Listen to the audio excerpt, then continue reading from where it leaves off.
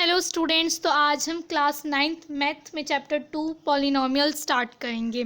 Exercise 2.1 अगर हम करें तो फर्स्ट क्वेश्चन है which of the following expression होती है ये जो आपका लिखा होता है are polynomial in one variable and which are not state with the reason. Means कौन सी पॉलिनोमियल है और कौन सी नहीं है और अपना ये आंसर बताना है कि आप इसको पॉलिनोमियल किस लिए कह रहे हो। तो देखिए 4x² माइनस 3x प्लस 7 ये आपको एक एक्सप्रेशन दे रखी है। ये पूछ रहे हैं कि ये पॉलिनोमियल है। हाँ, क्योंकि इसकी जो पावर है ये होल नंबर होनी चाहिए यानी कि 0 1 2 और इन्फिनिटी कुछ भी हो सकती है, लेकिन हो होल नंबर। तो हाँ, होल नंबर है और वन वेरिएबल भी है क्योंकि सब जगह x चल रहा है, तो यस। नेक्स्ट अगर इसका पार्ट करें y² प्लस √2, क्या ये पॉलिनोमियल है? तो यस, क्योंकि इसकी पावर होल नंबर है और हर जगह सिर्फ वही है, कोई और नेक्स्ट वेरिएबल नहीं है, तो ये भी यस। नेक्स्ट की अगर हम बात करें 3√t प्लस t√2, तो आप देखेंगे t तो चल रहा है, वेरिएबल तो है, इन वन वेरिएबल तो है, लेकिन t की पावर 1/2 है, जबकि मैंने कहा होल नंबर होनी चाहिए, तो ये नो है because the power is not a whole number. Next अगर हम बात करें y प्लस 2/y, तो इसमें क्या होगा, आप कहोगे कि वन वेरिएबल तो है, हर जगह y है, कोई और नेक्स्ट टर्म है नहीं, लेकिन अगर आप इस y को ऊपर पहुंचाएंगे तो ये y की पावर -1 हो जाता है। और आप मैंने बताया कि पॉलिनोमियल सिर्फ वही होते हैं जिनकी पावर होल नंबर हो। अब -1 तो होल नंबर नहीं होता, इसलिए ये पॉलिनोमियल नहीं है। नेक्स्ट अगर हम बात करें x की पावर 10, y की पावर 3 और t की पावर 50, तो आपने कहा कि होल नंबर तो है लेकिन वन वेरिएबल नहीं है, क्योंकि x, y और t 3 वेरिएबल हैं, तो ये भी पॉलिनोमियल इन वन वेरिएबल नहीं है। अगर हम नेक्स्ट क्वेश्चन की बात करें तो वो है right coefficient of x² in each of the following. Coefficient क्या होता है? तो जो x², जैसे अगर यहाँ x² की जगह x होता, x की क्यूब होता, तो भी समझ लीजिए क्या होता है, x² के सामने ही जो कांस्टेंट रखा होगा वो आपका कोफिशिएंट होता है। जैसे 2 प्लस x² प्लस x।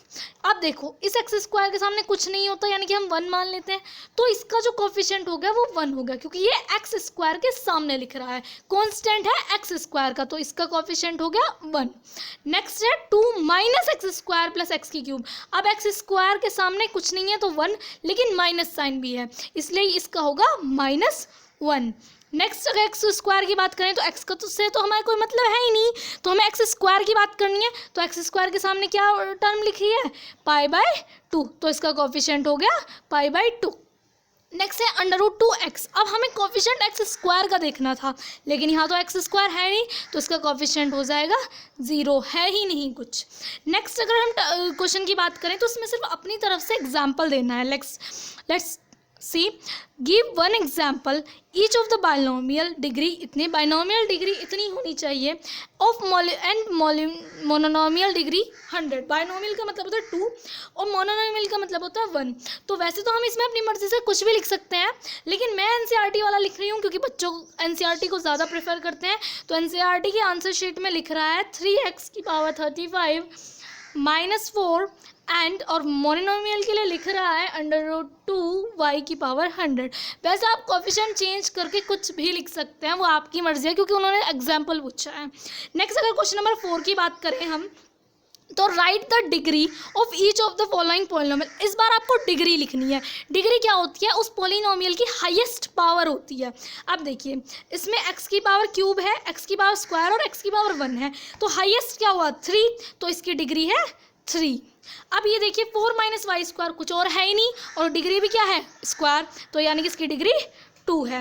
अब देखिए 5t माइनस √2, अब t के पास और कोई वेरिएबल है नहीं और जिसकी पावर कुछ नहीं होती उसको 1 मानते हैं, तो t की पावर 1, तो डिग्री हुई 1। अब ये देखिए 3 नहीं लिख रहा, कुछ भी पावर आपका वेरिएबल दे ही नहीं रखा। अब अच्छा मैं आपको एक और बात बताना चाहूँगी, एक्स्ट्रा नोट, किसी के पास अगर किसी चीज़ की पावर 0 हो तो वो 1 हो जाता। अगर 3 × 1 लिखूँ तो ये रहेगा तो 3, और 1 किसकी वैल्यू होती है, x की पावर 0 की, या y की पावर 0 भी हो सकती है, t की पावर 0 भी हो सकती है, किसी भी पावर की, किसी भी वेरिएबल की पावर 0 उसका आंसर 1 देती है। तो अगर मैं यहाँ x की पावर 0 मान लूँ तो डिग्री क्या हुई, 0।